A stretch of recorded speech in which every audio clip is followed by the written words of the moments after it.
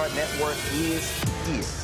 Hold no punches. I'm real revolutionary right now. Support this man, Black Media. He makes sure that our stories are told. Thank you for being the voice of Black America, Roland. Stay black. I love y'all. All momentum we have now, we have to keep this going. The video looks phenomenal. See, there's a difference between Black Star Network and Black-owned media and something like CNN. You can't be Black-owned media and be scared. It's time to be smart. Bring your eyeballs home. You dig?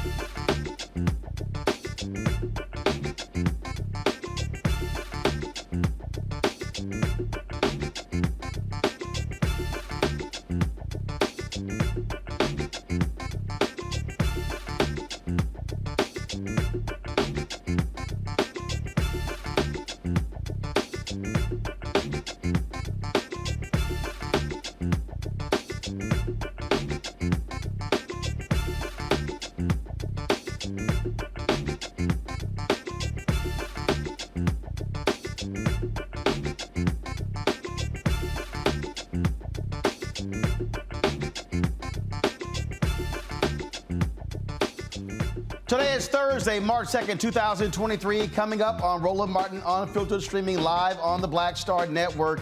2 new bills in Georgia could remove Black Democrats from a South Georgia election board. We'll talk with Cliff Albright, co-founder of Black Voters Matter, about this outright assault on the rights of Black voters. Chicago will have a new mayor after incumbent Mayor Lori Lightfoot failed to secure a second term in office. She didn't make the runoff. We will speak to one of the candidates who beat her in the election, that is County Commissioner Brandon Johnson. Also, folks, a significant shakeup could be happening at Jackson State University. The State Board of Regents, they're meeting to discuss his fate. We'll see what happens after the course is after. Of course, the Faculty Senate had a no-confidence vote against him. Also, I'll explain why Standard General's Tegna acquisition has hit a brick wall, but also how this could be a loss for minority-owned media. We're dedicating our second hour of today's show discussing how obesity impacts communities of color. We'll be talking with a variety of medical experts about this issue that really has changed America. It is time to bring the funk on Roland Martin Unfiltered on the Black Star Network. Let's go. He's got it. Whatever the miss, he's on it. Whatever it is, he's got the scoop, the fact, the find. And when it breaks, he's right on time and it's rolling. Best believe he's knowing. Putting it down from sports to news to politics. With entertainment just for kicks, he's rolling. It's on Go, roll, y'all. It's rolling Martin, yeah. Rolling with rolling now. He's funky, he's fresh, he's real, the best, you know he's rolling Martin now.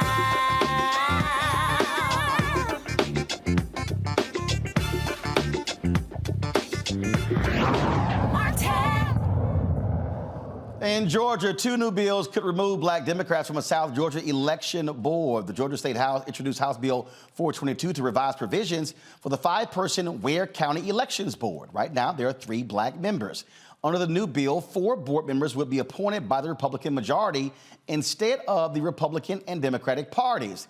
The other 4 board members would choose the board's chair. Political parties can still nominate election board members, but the Ware County Commission would have final authority. The same thing is happening in majority black Macon-Bibb County with Senate Bill 227. Cliff Albright, co-founder of Black Voters Matter, joins us right now from Atlanta. Cliff, what we're looking here is, again, we're looking at folks who want to control black people. Yeah, exactly. And we're seeing this in several county, Roland. You mentioned Ware County, you mentioned Macon-Bibb County, also in Ben Hill County, where there's a fight over who would get to pick the superintendent, the chair of the Board of Elections, which right now the board itself is able to pick basically a bipartisan board picks a chair, but now they're trying to replace that by allowing the county commission, Republican as you can imagine, to pick who the chair would be, which essentially would shift control of that Board of Elections. So we're seeing this in county after county, and this is exactly what we told people about when we warned about SB 202 a couple of years ago. Tons of bad provisions in there. Yes, we know about the food and water. We know about the attacks on voting by mail, but we've said from the beginning that one of the most dangerous was the way that it would open up the path to do all these takeovers of these Board of Elections. As we know, who controls these boards gets to control who certifies actual elections, and you don't have to do that in every county. You don't have to take over all 159 counties in Georgia. If you take over specific counties, right, targeted counties, Fulton County, which they've also been targeting, or some other majority black counties, all you have to do is take over just enough in just the right places, especially some that might go under the radar. They tried to do Fulton, but they started to catch some smoke and it caused too much attention. So then what do? You try to go after some lesser known counties, but those counties add up. We've seen, especially when we're talking about elections with razor thin margins. You're absolutely right. And I remember, so it was a young brother who I had on, who's from Albany. We were duking it out on social media because he was supporting the Georgia voter suppression bill. He came on the show, changed his tune, talked about his all-black boys school. So all these fools been hitting me, man, you dogging that brother out. I said, but it's amazing. Y'all was silent as to why he was on. And I said, that's why he was actually booked on the show. And they got all caught up in black empowerment. I said, listen, the brother was supporting what Republicans were doing. And they were like, well, are you saying we can't get voter ID? I said, I keep trying to explain to y'all, this thing ain't just about voter ID. This thing is broader and deeper, and too many Negroes kept falling for the okie doke, thinking these bills were just about voter ID. And this isn't old news, right? We're talking about things that are left over from SB 202. They've now got a new version, a worse version. We call SB 202 Jim Crow 2.0, and now they got Jim Crow 2.2 or 2.4 or 2.5. They've got another omnibus bill, which has a range of provisions, including they already attacked drop boxes with SB 202. They are now trying to outright ban drop boxes, right? Completely. It's got other things in there, like making it easier for these blanket challenges. We know the way that these racists have been going around just challenging black voters and trying to get them off the list. It makes it easier for people to do blanket purges. It lowers the burden of proof that they would need. Targeting black people. All targeting black people. They're targeting black people in Georgia. And I keep trying to explain to folks, they are pissed that Biden and Harris won by 12,000 votes in Georgia. They are trying to lay the groundwork to steal Georgia in 2024. That's right. And it's happening here. And this is being talked about. It's being discussed right now. So we need people all across the country to get involved. You can go to our social media, go to our websites to see how you can get involved, make phone calls, send emails, raise awareness, because we still need people to be involved in Georgia. We still need the battle for federal voting rights legislation, right? Just because we got a Congress that we know is Republican controlled and they don't want voting rights doesn't mean that we can't continue to push the issue the same way that they did, 60, 80, 100 votes to try to get rid of Obamacare. We ought to have something for voting rights in Congress every week, even if they're just going to vote it down. We've got to force them to expose themselves and keep the issue on the table. And we need federal action at the executive level. There's a report that's coming out that we're co-signers on. Demos and ACLU have done a great job of looking at the executive order on voter access and what has that implementation looked like? What else can be done? That executive order was announced, as you know, Roland, 2 years ago, almost to the day. It was on the commemoration of Bloody Sunday that it was announced 2 years ago by the president. 2 years later, we need to take a hard look at that and see where are we at on actual implementation. What more can we do at the executive level? What more can we fight for and keep on the table in terms of federal legislation? And what more can we do fighting this battle in these states where they're trying to push back, where they're trying to pass more voter suppression? And lastly, we need states like Michigan and Pennsylvania that have Democratic trifectas or Democratic control or Democratic governors. They need to lead the way in showing a more progressive, radical, expansive, inclusive vision of what not just fighting voter suppression looks like. What does it look like to actually expand access, right? What does that discussion look like? We need the states where we have power to use that power in order to push that agenda. For everybody who's watching, understand they have a very clear goal. They want to nullify as many black votes as possible. And Cliff, reiterate what people don't understand. They want to expand the ability for these folks to challenge voters, blocks of voters, because they want to be able, they know if they can knock 20, 30, 50, 70, 80,000 people off the rolls, they're mostly African American, they know that's going to make it far easier for them to win. That's right. They're challenging black voters. They're doing it, and they're doing it on a blanket. It's not even one by one. They're challenging black voters on blanket. It's actually it's a throwback to Jim Crow and the 60s and when you'd have to, there were places where you used to have a white person vouch for you. You know this, Roland. Even if you jumped all the hoops of going through voter registration and counting the jelly beans and paying the poll tax, you'd have to have a white person vouch for you. This is like the flip side of the coin on that, where basically any white person can come in and challenge you and get you off the rolls. Indeed. Cliff Albright, co-founder of Black Voters Matter. Let's keep the fight up. Thank you, Roland. I appreciate it. Thanks a lot. Got to go to break. When we come back, we'll chat about this, my panel about this. We'll also talk about this Standard General deal buying Tegna, the second largest TV group in the country. The FCC is saying, basically, let's put it on the shelf. But this is a Korean American who's trying to buy it, who's also partnering with other black media. Why is the FCC doing it, and why we should be demanding more of them when it comes to minority ownership of mass media? We'll discuss that and other news as well. You're watching Roland Martin Unfiltered on the Black Star Network. A lot of these corporations or people that are running stuff push black people if they're doing a certain thing. What that does is it creates a butterfly effect of any young kid who, wants to leave any situation they're in, and the only people they see are people that are doing this. So I gotta be a gangster, I gotta shoot, I gotta sell, I gotta do this in order to do it. And it just becomes a cycle. But when someone comes around and is making we don't do, they don't want to push it or put money into it. So that's definitely something I'm trying to fix too, is just show there's other avenues. You don't gotta be a rapper, you don't gotta be a ball player. You can be a country singer, you can be an opera singer, you can be a damn whatever, showing the different avenues. And that is possible, and it's hard for people to realize it's possible until someone does it.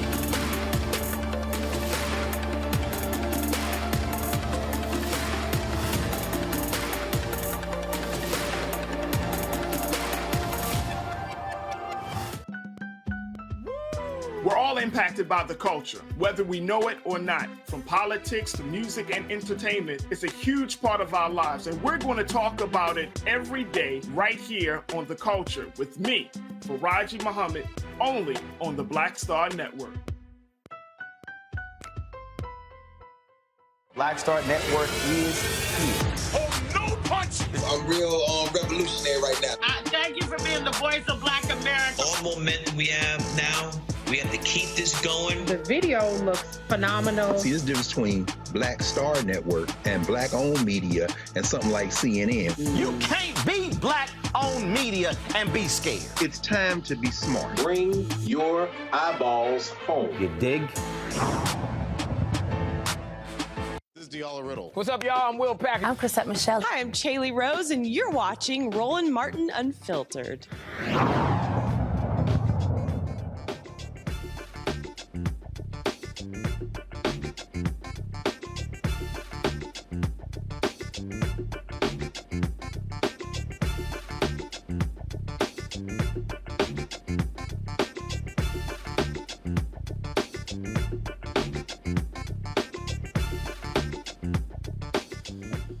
All right, folks, my panel, Reese Colbert, host of the Reese Colbert Show on Sirius XM Radio, Dr. Greg Carr, Department of Afro-American Studies, Howard University, host of the Black Table on the Black Star Network, Dr. Tanya Washington Hicks, professor, Georgia State University College of Law. Glad to have all three of you here.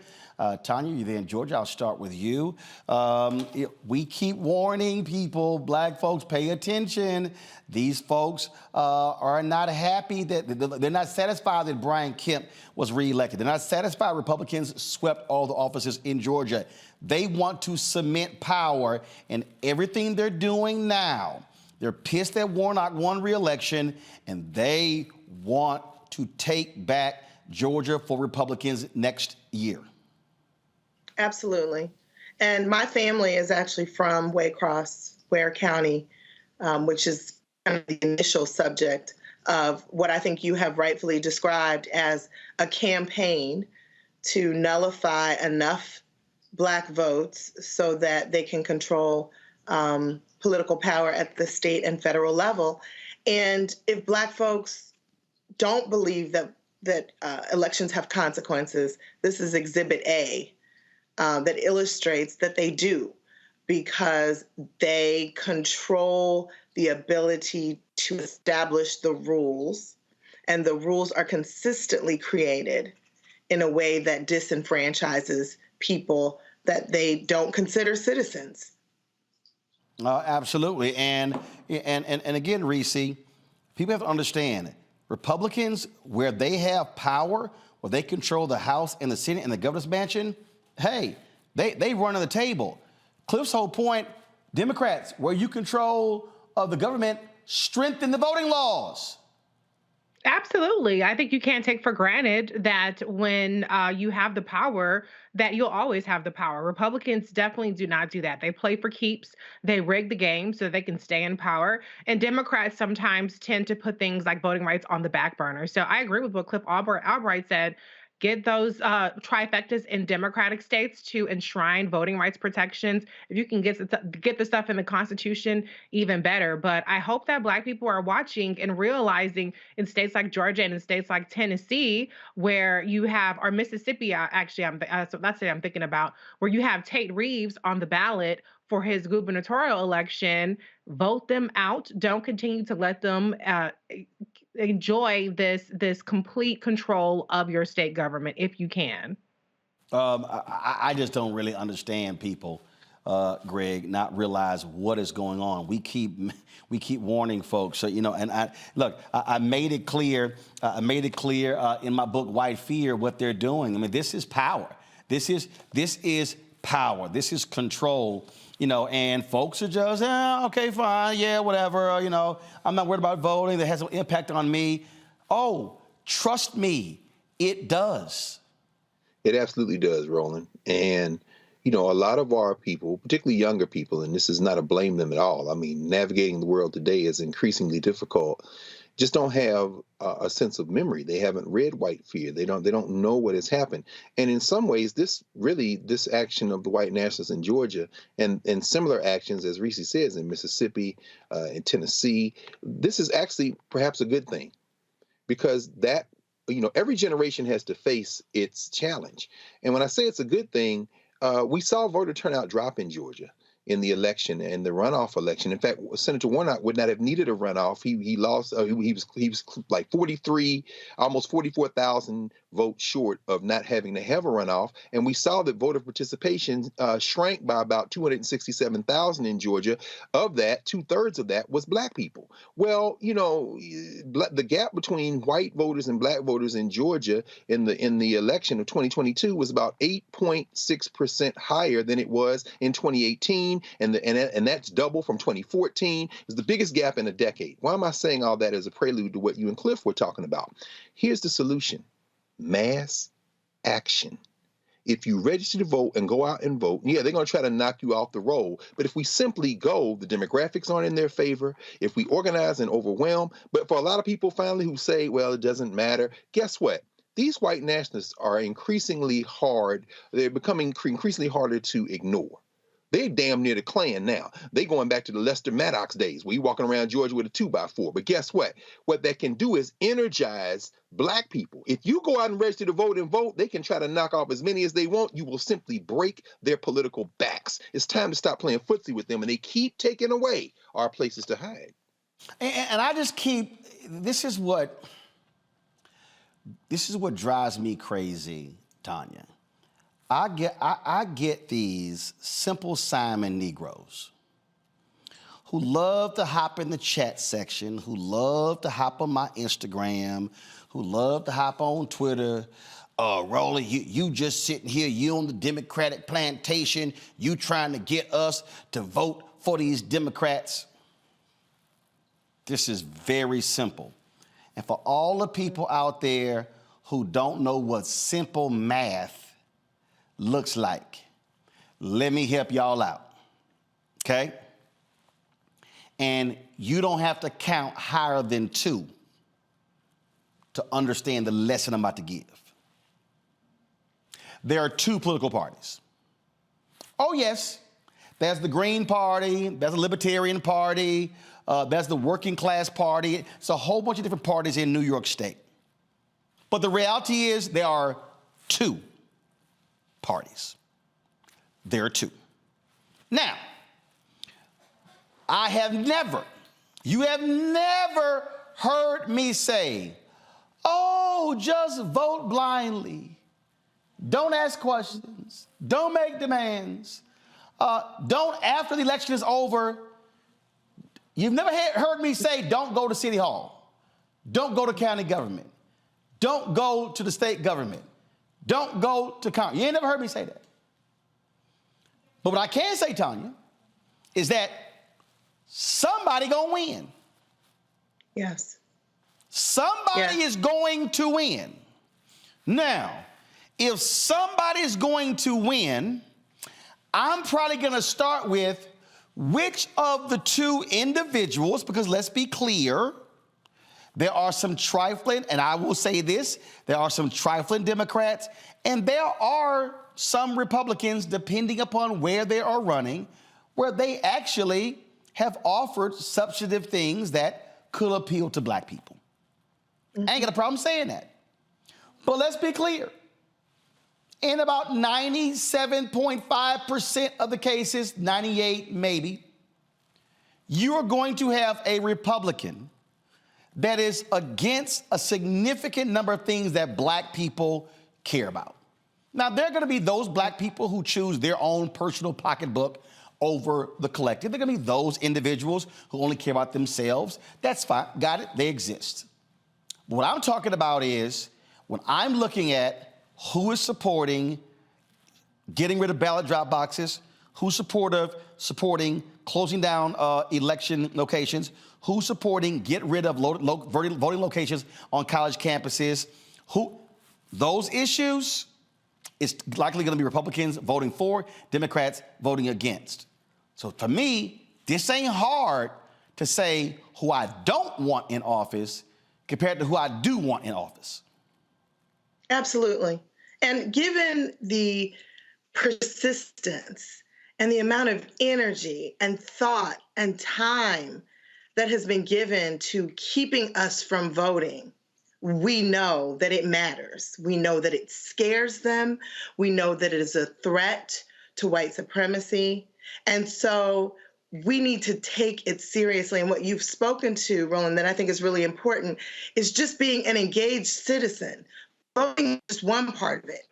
Once these people get into office, we need to hold them to account and establish the quid pro quo. A vote for me is a transaction. I give you my vote. You give me something that serves my interest and the interest of my community. That's it. Why not engage in the transaction? And let me be real clear, again, to the people out there who are utterly confused about what is going on and what we're seeing in the politics that are at play. The people who are Republican, who do they vote against for the Supreme Court? The black woman, Ketanji Brown Jackson. Who fought Kristen Clark when she had her committee hearings to lead the Department of Justice Civil Rights Division? Republicans. Who gave Linda Thomas Greenfield hell when she went up for the United Nations? Republicans. Who believes that Biden has appointed too many black women and black people to be federal judges? Republicans. Who keeps attacking anything that's dealing with, quote, woke? Republicans. And so and by the way, Reese, when black people sat on their asses in South Carolina and Moms for Liberty, a far right-wing nut group, took over 10 of the 14 largest school boards in South Carolina and then started firing principals and superintendents, who did they vote for? Republicans. Right. So black folks, understand, we can sit our asses at home, but the other side, they are executing their playbook every day. Absolutely. And here's the thing. Even if we don't convert one person to the Democratic Party, I don't even have to tell you, go register to vote for Democrat. I don't even need to tell you to register to vote. If we just exercise the capacity of the people who have already determined that they want to register as Democrats, if just the people on the voter rolls as Democrats voted, it would be a whole different ballgame. You'd have a Stacey Abrams as the governor there. You would not have had a runoff for Raphael Warnock. You would have a Beto over an Abbott. You would have, you may not have been a Chris fan, but a Charlie Crist over a Ron DeSantis, who is a complete fascist autocrat right now in Florida. In Mississippi, like I said, Tate Reeves is up for election. There are more eligible black voters, over 700,000 eligible black voters in the state of Mississippi. He won his election with a margin of 50,000 votes last time, and that was 400-something thousand votes. So if every eligible black voter in Mississippi actually voted, you would never have a Tate Reeves as governor in that state to take away power from a black city, to deny infrastructure money to fix the water in a black city. So we just need to, if we do nothing else, exercise the capacity of the people who are already registered. It's a bonus if people get registered. It's a bonus if we get the people off the sidelines that are completely checked out. Just the people who've already done the work. You ain't got to do nothing extra because you already did the work of registering. Just those people turn out. And the one thing I will add to what your list, Roland, is Republicans not only voted against, but you had J.D. Vance, you had Marco Rubio, you had a number of Republicans who campaigned against capping insulin prices. $35 is what the Democrats capped insulin prices. They could only do it for Medicare because the Republicans blocked it for the entire country. And this week, as a result of the Democratic action on lowering insulin prices, you had a manufacturer decide to cut the prices by 70%. Imagine what would happen if we had that larger Democratic Senate, if we kept the House, how many more changes we could have made for the better of our own people, because we disproportionately have diabetes. So there are tangible things and there are moral reasons to just exercise your vote. And you do the math on which party makes sense for you. I don't think it's even close. Absolutely, folks. Coming up next, one of the candidates running in the runoff for Chicago mayor will join us next. Also, we'll talk about Standard General and their Tegna deal. Could it be dead by the FCC? But could it also kill opportunities for minority-owned media? I will explain. You're watching Roland Martin Unfiltered on the Black Star Network. YouTube, folks, hit the like button, the share button. Same as on Facebook. On the app, do the exact same thing. Download our app, Apple phone, Android phone, Apple TV, Android TV, Roku, Amazon Fire TV, Xbox One, Samsung Smart TV. Don't forget, you now can see our show on Amazon News. When you click Amazon Fire, turn on the Amazon News. And if you've got Alexa, simply tell Alexa, play the Black Star Network. You'll hear the audio as well. We got some great announcements coming up about some more platforms we've been launching on. I told you, we're building and growing. And shout out to one of my viewers, sent me a $1,000 check. This is what they wrote. I like your righteous views. Keep speaking out. Just sign M.O. M.O., thanks for the $1,000 check. And don't forget, you can also, your dollars make it possible for us to do what we do, folks, and see your check and money order to P.O. Box 57196, Washington, D.C. 20037-0196. Cash App, $RM Unfiltered. PayPal, R Martin Unfiltered. Venmo is RM Unfiltered. Zelle, Roland at RolandSMartin.com. Roland at RolandMartinUnfiltered.com. We'll be right back. Next on The Black Table with me, Greg Carr. We featured the brand new work of Professor Angie Porter, which, simply put, is a revolutionary reframing of the African experience in this country. It's the one legal article everyone, and I mean everyone, should read. Professor Porter and Dr. Valencia Watkins, our legal roundtable team, join us to explore the paper that I guarantee is going to prompt a major aha moment in our culture. You crystallize it by saying, who are we to other people? Who are African people to others? Governance is our thing. Who are we to each other? The structures we create for ourselves, how we order the universe as African people. That's next on The Black Table, here on the Black Star Network.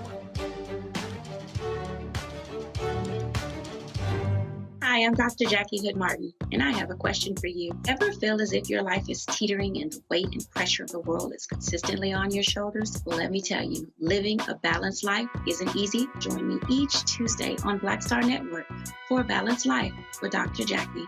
We'll laugh together, cry together, pull ourselves together, and cheer each other on. So join me for new shows each Tuesday on Black Star Network, A Balanced Life with Dr. Jackie.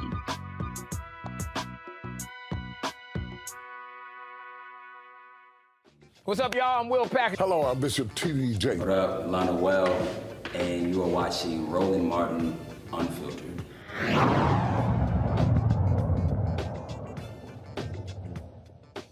All right, folks, there's going to be a new mayor in Chicago. Mayor Lori Lightfoot lost her bid to get to the runoff. She lost to a couple of folks. One of them, a former superintendent of the schools there, Paul Vallis. She also lost to County Commissioner Brandon Johnson.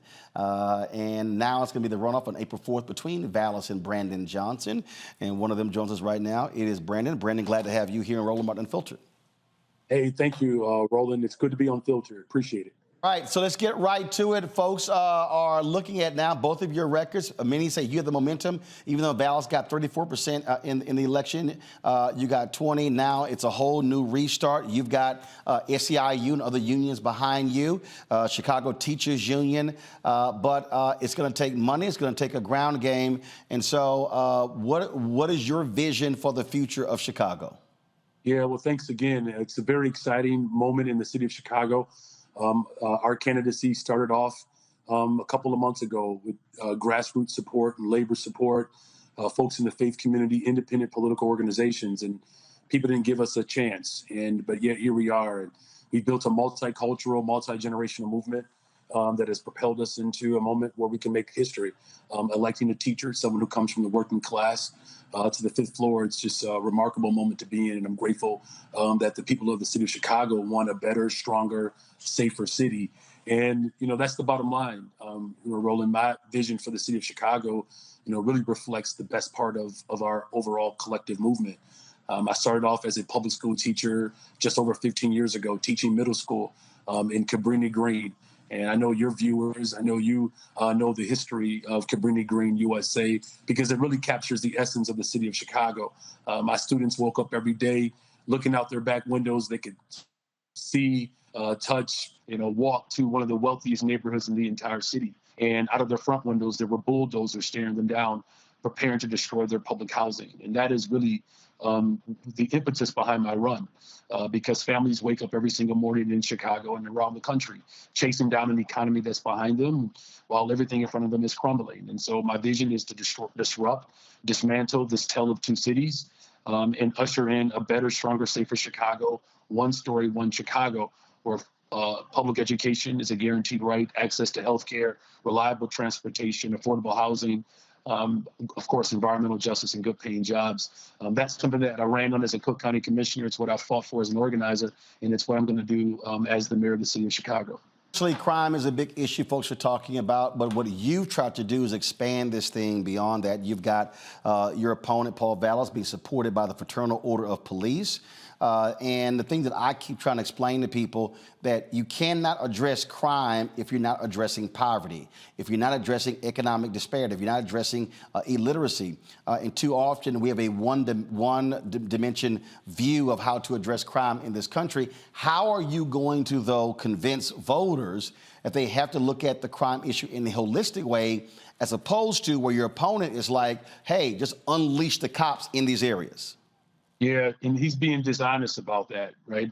Everywhere Paul Vallas has been in charge of finances, he's left a mess. Here in Chicago, we saw school closings, the loss of Black educators. We know, the tragedy that occurred in New Orleans, Hurricane Katrina, again, loss of Black educators. He was ran out of Philadelphia, Bridgeport, Connecticut. Everywhere he has gone, he's left a trail of tears. And just like what you've just indicated, I've reached a conclusion that the people of Chicago have reached, that if we're going to deal with public safety, we have to look at the immediate dynamic and look at long-term solutions as well. And look, I'm on the west side of Chicago, Roland. I live in the Austin community. My wife and I, 25 years, and we're raising 3 little beautiful Black children, 8, 10, and 15. And so we deal with public safety all the time. We've had to change a window from one of the bullets that have come through our home. We have had to cover our children countless times. So, this is a serious problem. I live it every single day, like many Chicagoans. And so that's why in my public safety plan, one of the things that we're very proud of in our public safety plan that's being embraced is that we're going to double the amount of young people that we hire. And not just for summer jobs, but for year-round positions. There is a direct correlation between youth employment and violence reduction. We're also going to pass an ordinance called Treatment Not Trauma. And what it calls for mental health clinicians to show up to people's homes to respond to what essentially are almost 40% of the 911 calls. They're mental health crises. And a few years ago, Quantonio LaGreer was having a mental health crisis. His neighbor, Betty, these are my neighbors on the west side of Chicago, she came to his defense, and they're both dead because the only equipment on the scene as Quantonio was having a mental health crisis were guns. And so when we pass the Treatment Not Trauma ordinance, it's going to ultimately free up law enforcement to focus on the areas where there is more severe crime. Over 40% of the violence that takes place in the city of Chicago, Roland, it happens in 6% of the city. And you know Chicago well. Austin, where I live, the largest concentration of Black folks probably anywhere in the world in one neighborhood. Inglewood, Roseland. I mean, we know where there's a greater tendency for violence to take place. And to your last point, these are communities that are poverty struck. And, Garfield Park on the west side of Chicago has been described as a developing nation because the violence and poverty per capita reflects that. And that's why I'm committed to opening up our mental health centers. Look, the bottom line is, we need to make sure that we're being smart about how we police in the city of Chicago and around the country. I've made a commitment to spend to make sure that we actually implement the consent decree. And we can do that with expediency. That's going to cost us roughly $50 million conservatively to do that. And that's going to help attempt to restore the trust between, our community and law enforcement, which, has been broken down. And so we're going to promote, rank and file members to become detectives, up to 200 more. But one of the things that's most disingenuous is when you have individuals like Paul Vallis or any other politician that says they're going to hire more police officers and they throw out these numbers like 1,000 or 1,600. The truth of the matter is it takes 18 months to become a police officer in the city of Chicago. I'd be halfway through my first term. We cannot wait 2 years before public safety begins to manifest. And so that's why my sweeping public safety plan, as well as my budget plan, gets at the root causes, and it deals with the immediacy of violence in the city of Chicago, because it is a serious problem, and it's something that we can do. The safest cities in America, Roland, I'll say this and I'll close, have one thing in common. They invest in people. And as you know, because you are also a part of our faith tradition, I was raised extra sanctified in the Church of God in Christ, but where your heart is, your treasure will be also. And so just like safe American cities do all over the country, they invest in people, and that's what I'm going to do as mayor of the city of Chicago. About 2.5 minutes, I'm going to get through 3 questions real quick. So, Greg, you first. What's your question? Thank you, Roland, and thank you, Brother Johnson. What is Paul Vallis's cap in terms of his base? I worked for the school district of Philadelphia. We ran him the hell out of Philly, and he destroyed Orleans. Tell us, what is his gap? Because he's definitely running now to the racist right. Can he break 40%? And what do you need to win in terms of voter turnout? Yeah. Well, it's going to take all of us, right? I'm the only candidate in the entire race that had double-digit numbers in every geographical area.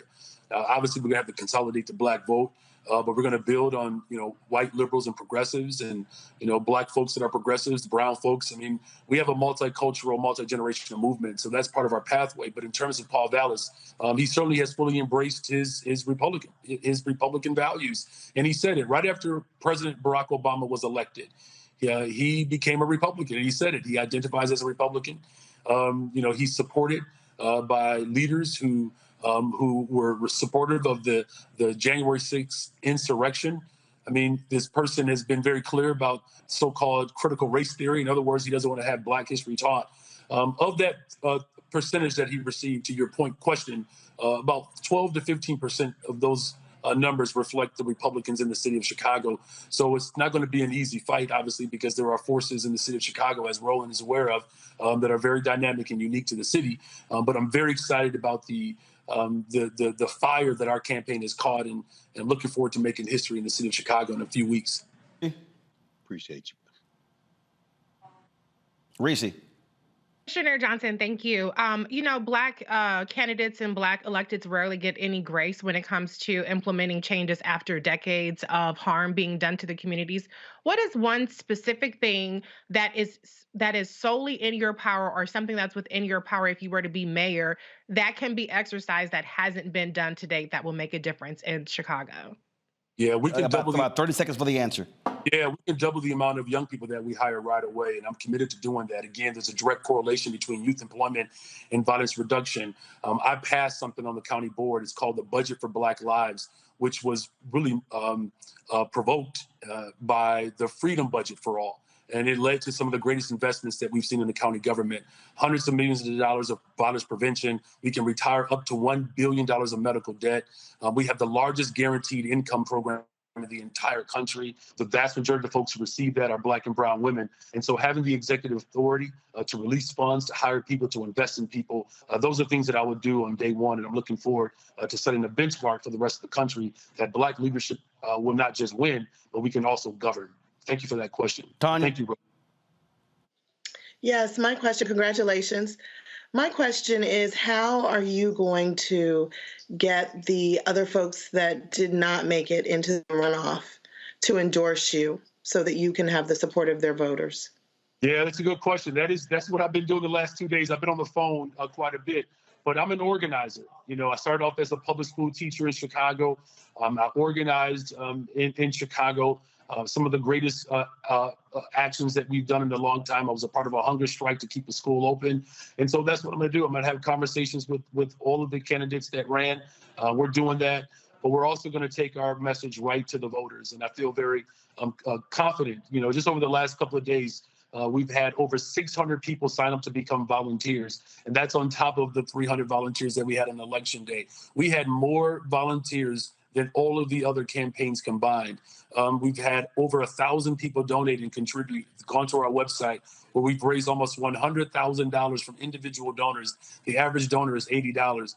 Maybe I should have gone to law school. I probably would have richer friends. But my friends are public school teachers. They're working class folks, middle class folks. And so we're building an incredible movement where we're going to take our case right to the voters, every single neighbor in the city of Chicago, because I know and I'm confident that the people are responding to our message that a better, stronger, safer Chicago is within reach. And being a Black person who obviously identifies through Black liberation theology, son of a pastor, my grandfather was a pastor.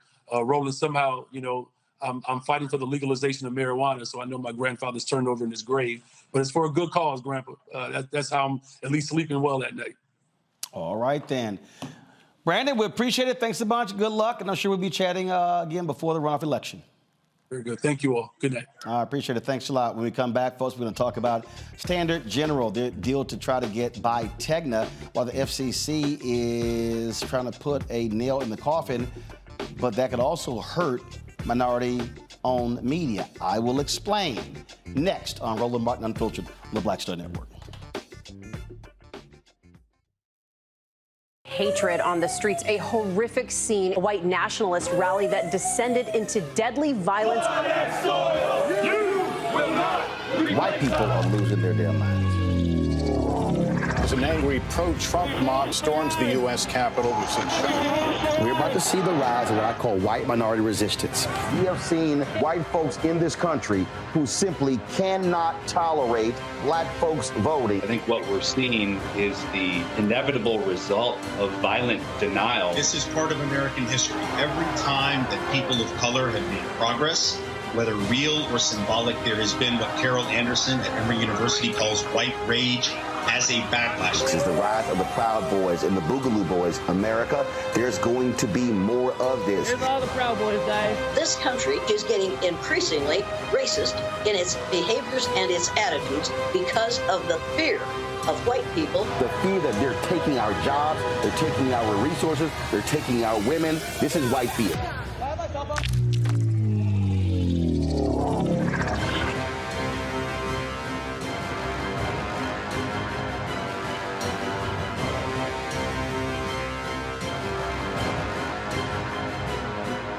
I'm Deborah Owens, America's Wealth Coach, and my new show, Get Wealthy, focuses on the things that your financial advisor and bank isn't telling you, but you absolutely need to know. So watch Get Wealthy on the Black Star Network.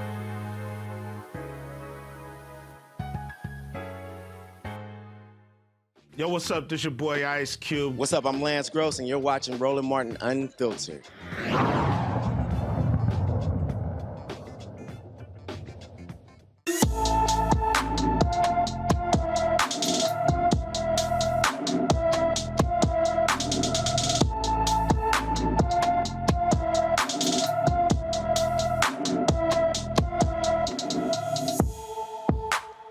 Melvin Sanders walked away from his Jonesboro, Arkansas home on February 3rd and has not been seen since. The 15-year-old is 5 feet 11 inches tall, weighs 160 pounds with black hair and brown eyes. Anyone with information about Melvin Sanders should call the Jonesboro, Arkansas Police Department at 870-935-5551.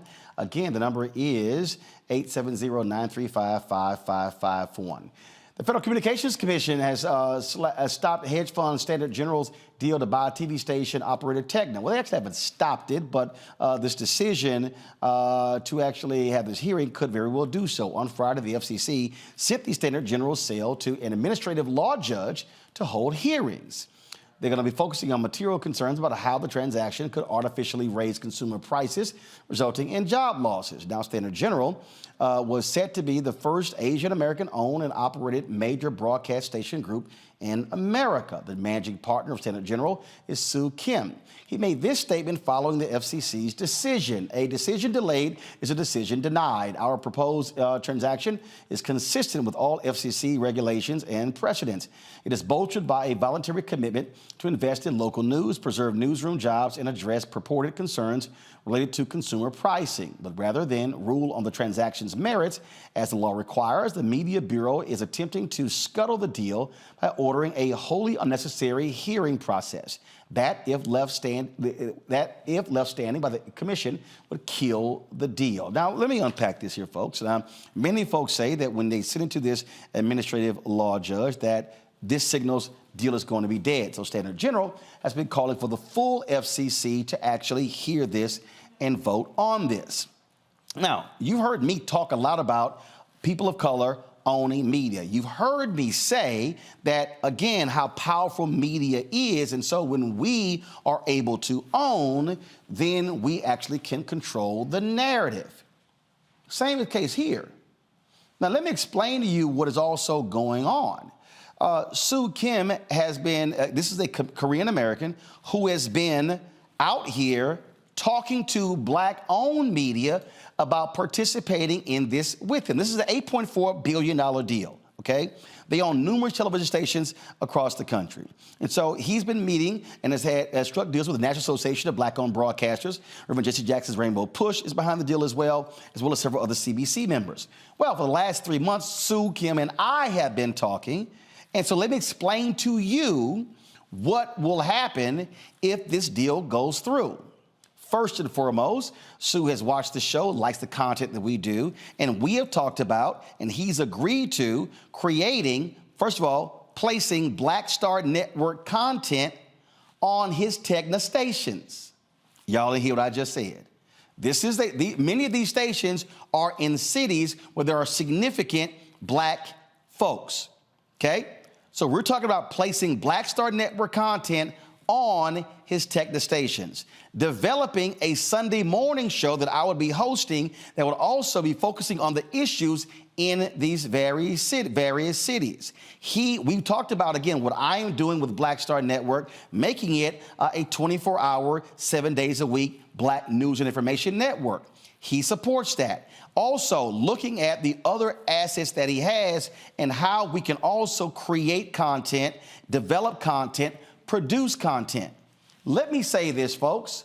There is no other broadcast group from Black people or white people, and I'll say this, I got no problem saying it, Byron Allen has never come to me with this kind of deal that will allow us to be able to expand. So you've heard me say that Black folks need to align, to join together. What I'm saying here, this is an example where African Americans and Korean Americans or Latinos should also be partnering. Folks, this is how we're able to grow. Here's the last point of the deal that we've talked about.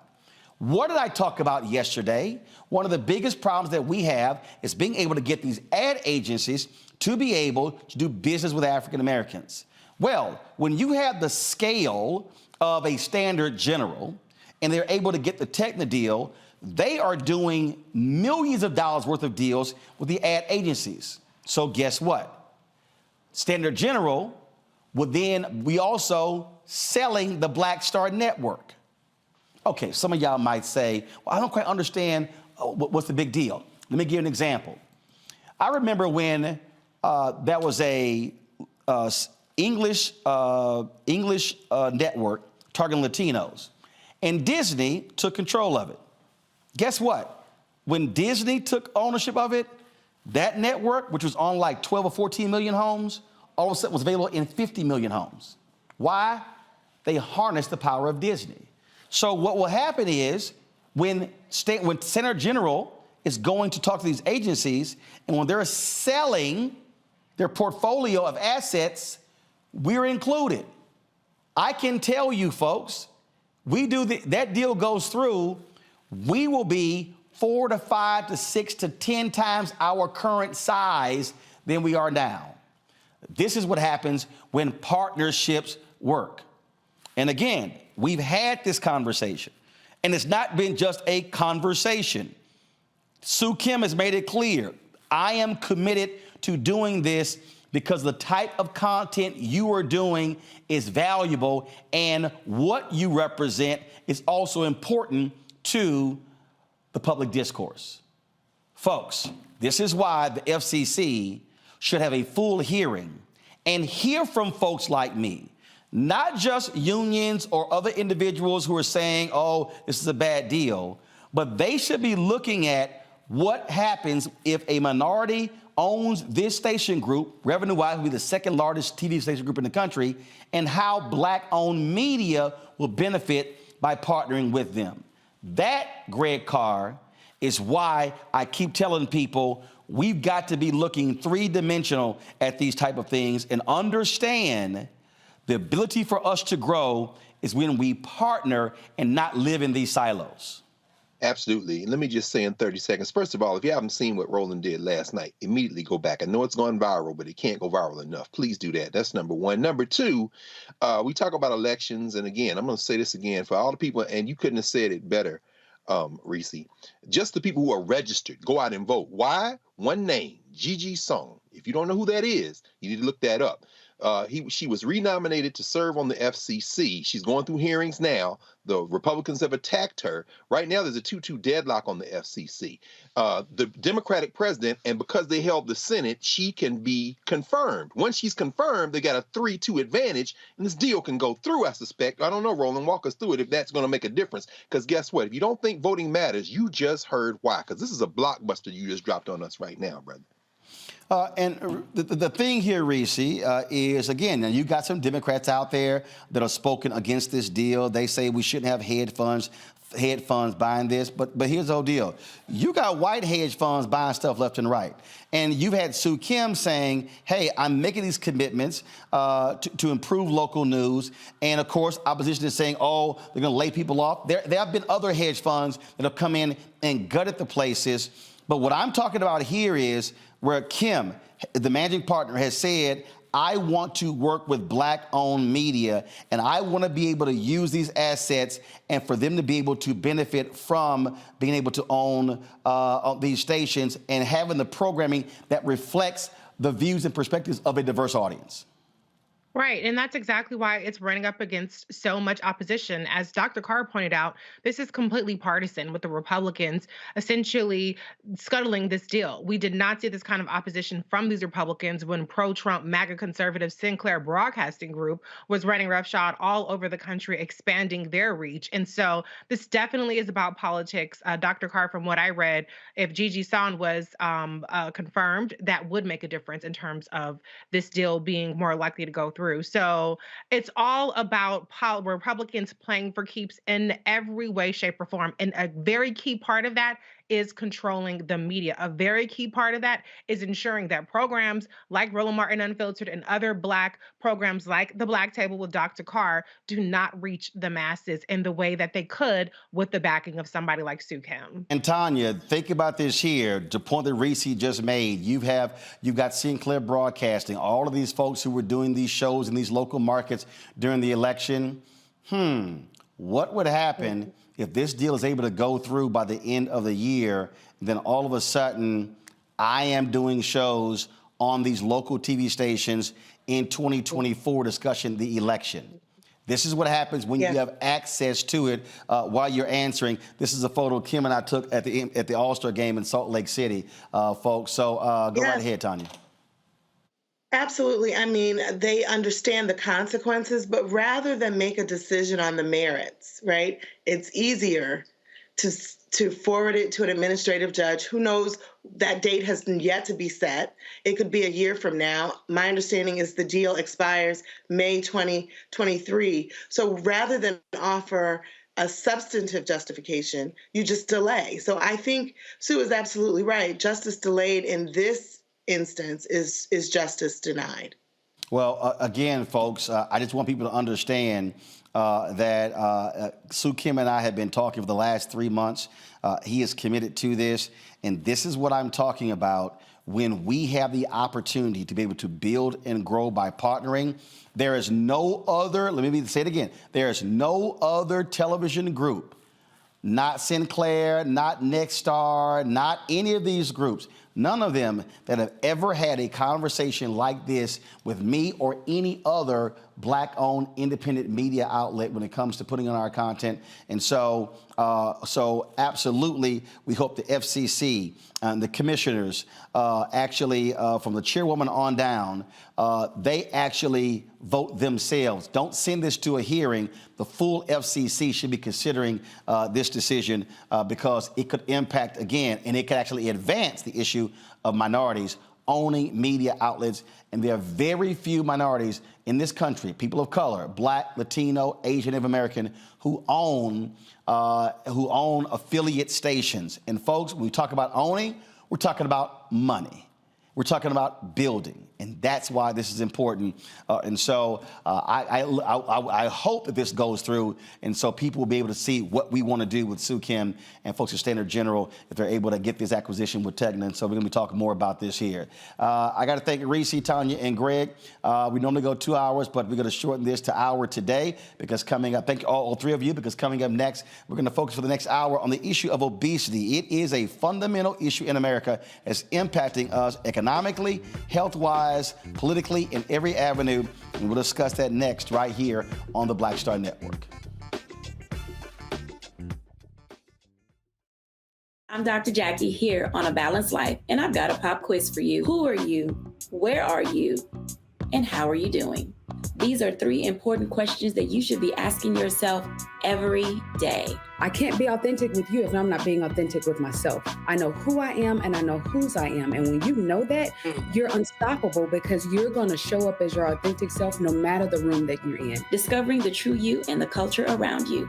That's next on A Balanced Life on Black Star Network.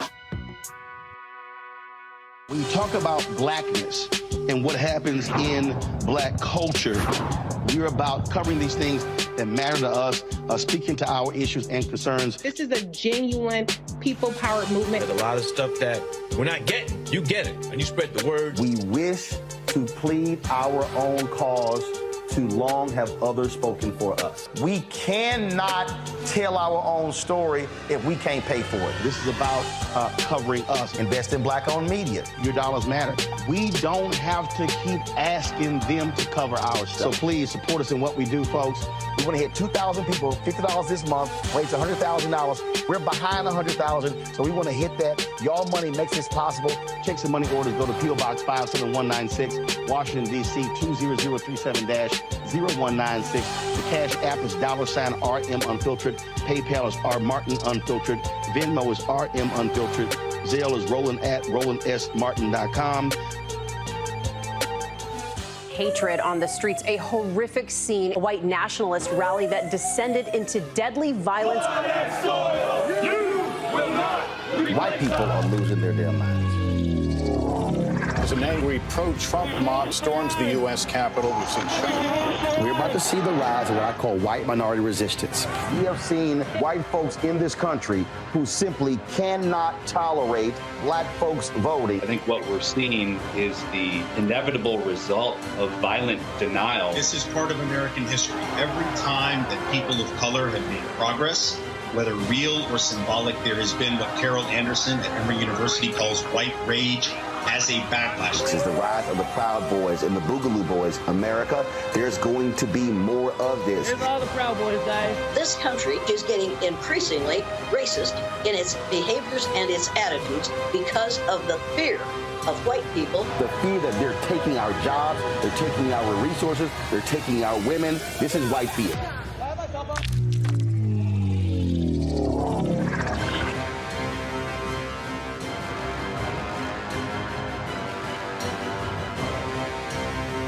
A lot of these corporations or people that are running stuff push Black people if they're doing a certain thing. What that does is it creates a butterfly effect of any young kid who, wants to leave any situation they're in, and the only people they see are people that are doing this, so I gotta be a gangster, I gotta shoot, I gotta sell, I gotta do this in order to do it.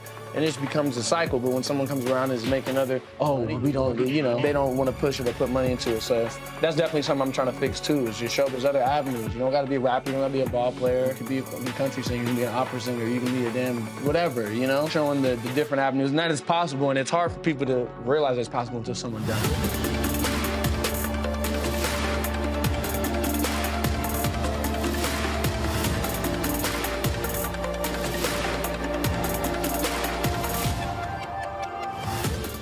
Hi, I'm Gavin Houston. Hi, I'm Carl Payne. Hey, what's up, y'all? It's your boy, Jacob Lattimore, and you're now watching Roland Martin right now.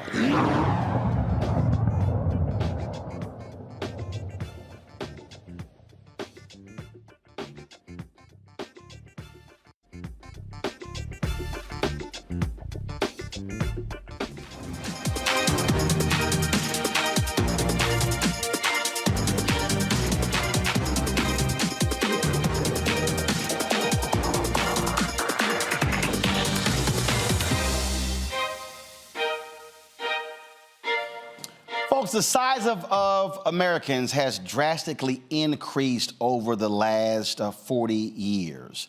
If you look at the impact of sugar, how our lifestyles have changed, also when you talk about in terms of servings as well, again, Americans have gotten larger. It has impacted us in a dramatic way. There are more Americans who are on various drugs in order to lose weight. You've got the crash diets, the fads, all those different things along those lines.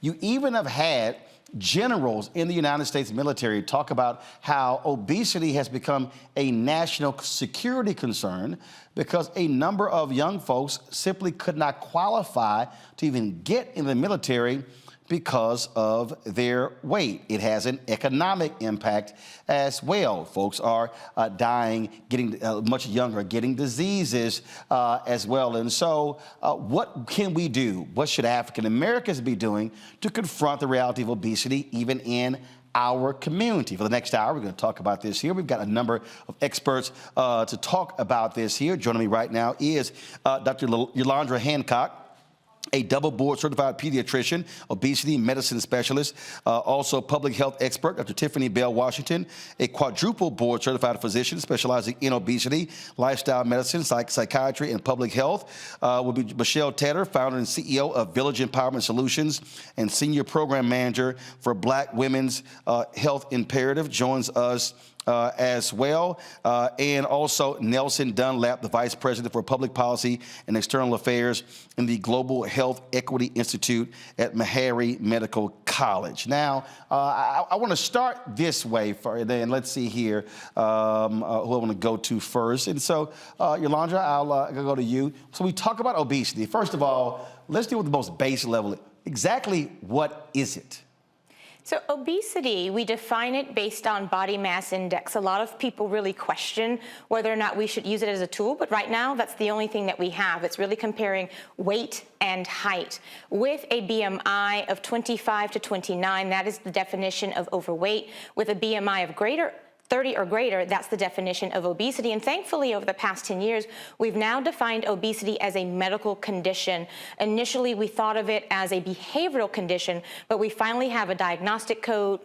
We approach it as a clinical issue. There are interventions that we can utilize in order to affect change in people's lives so that we can better manage obesity as a clinical issue as opposed to a behavioral one. That's something that's, I think, different there, because when we talk about this, for the longest, folks always kept going, oh, wait, focus on weight as opposed to focusing on the mental aspect of obesity. That's correct. And there is definitely a correlation between your mental health and your obesity or your weight. A lot of bias is given in terms of both of those issues. So with depression, mental health, and also with obesity, there tends to be a lot of biases that prevent our people, especially from seeking help, seeking treatment, and being willing to get the help when we are informing them that this is, in fact, a disease. When we talk about, of course, obesity here, it leads to what? Various issues: hypertension, cardiovascular disease, and different, of course, diabetes. 11.3% of the United States living with diabetes. That's 37.3 million Americans. But you have a significant higher incident of African Americans with diabetes. Why? Why is that? That is a very important question. You know, it's difficult to say, especially, but we live in situations where a lot of our people are unfortunately in areas where there are not access to grocery stores, safe neighborhoods where we can exercise. They don't have insurance coverage to help them get preventative care. So if I realize I'm having problems with my blood sugar or diabetes, or I'm, sweating more, using the bathroom more frequently, feeling thirstier, but I don't have access to a primary care doctor or insurance, or my insurance does not cover those things, then you find yourself in a place where you're not really seeking care or going to the doctor until you are at very advanced stages of disease. And later, I'm sure we'll talk about it, but that's when a lot of these medications come into place where we're really needing them. And it would be better for a lot of our African-American populations and people to seek help in the forefront on more of the preventative side, more so than after the fact when you have diabetes and very high issues with needing insulin and also other medications. Michelle, we're going to further unpack that, but I do want to go back to the mental aspect in terms of what drives it. Obviously, not just what we eat, but also our mental state, our surroundings, how we grew up. I mean, all these different things, but also the type of activities that we do as well. Movement, all of these things actually matter. Absolutely. It takes a multi-factorial approach to deal with obesity. I living witness and example of how you need to have access to all of the things in order to address living with obesity. And what I mean by that is that I am somebody who had weight loss surgery in 2017, have lost and kept off about 80 pounds, but that was just the beginning. That is not the end all to dealing with obesity. I happen to, have access to medications, to the lifestyle change programs, all of the things that it takes to maintain your health and maintain your weight when you're living with the disease of obesity. Nelson, again, we talk about this subject. There's so many pieces to it. Yes, you have the fitness piece, the diet piece, you have the medical piece in terms of the drugs, you have the mental piece, but you got to have the public policy piece as well. And so I want to touch on that one because we're going to pick up that after the break a little bit more. But public policy drives so much of this because of the resources in terms of that can be given, but also how government impacts it. We talked earlier about, again, having a major drug manufacturer announce the capping of the prices of insulin. Okay, look, when you're dealing with this, those who are in diabetes, if you're now capping it at $35 out-of-pocket cost, that impacts folks economically because you have people who are choosing between their drugs and what they eat. And so this is one of those topics that is so multifaceted that all too often in this country we've only dealt with it in a one-dimensional way. Yeah, you're definitely correct, Roland. And I think that what you're talking about is really those political determinants of health. We're talking about those upstream instigators, right? We've mentioned the social determinants of health so far. We talk about the places where people live, play, pray, work, and the impact they have on our lives, the impact they have on our health outcomes, the impact they have on obesity rates. And what I'm saying is sometimes we have to move further upstream. We have to talk about those decisions, be them legislative, legal, administrative, policy, as you say, those decisions that were made that have these downstream effects, right? So we talk about access, we talk about the decisions to place, education institutions where they are, to place fresh food where it is. All of these political and social determinants of health interact with one another to really drive this obesity pandemic and epidemic that we're dealing with. So you are spot on. We're going to go to a break in a second, and we come back. I want to deal in the next segment specifically on the public policy front from a federal, state, and local level as well, in terms of how we should be attacking the issue of obesity, what our audience should be saying and doing when they're talking to their lawmakers about the role that they can play when it comes to confronting what has really truly become a crisis in America. You're watching this special on obesity right here on the Black Star Network.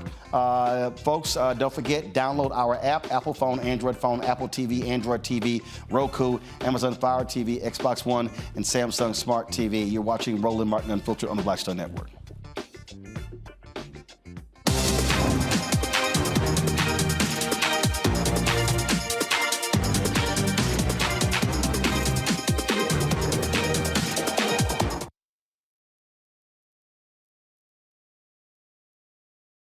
Black Star Network is here. Oh, no punch! I'm real revolutionary right now. Thank you for being the voice of Black America. All momentum we have now, we have to keep this going. The video looks phenomenal. See, this difference between Black Star Network and black-owned media and something like CNN. You can't be black-owned media and be scared. It's time to be smart. Bring your eyeballs home. You dig?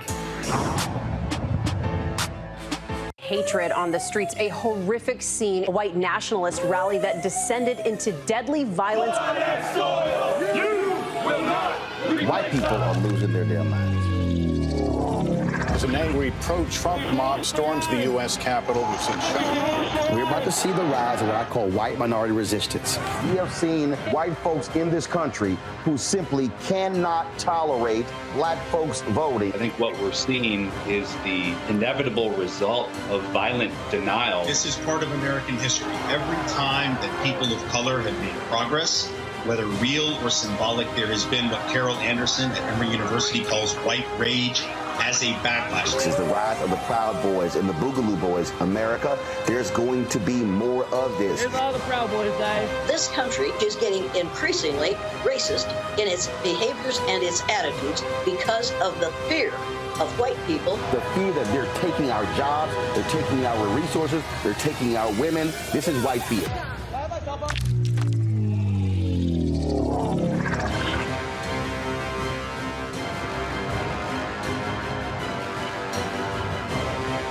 I'm Shantae Moore. Hi, I'm BB Winans. Hey, I'm Donnie Simpson. What's up? I'm Lance Gross, and you're watching Roland Martin Unfiltered.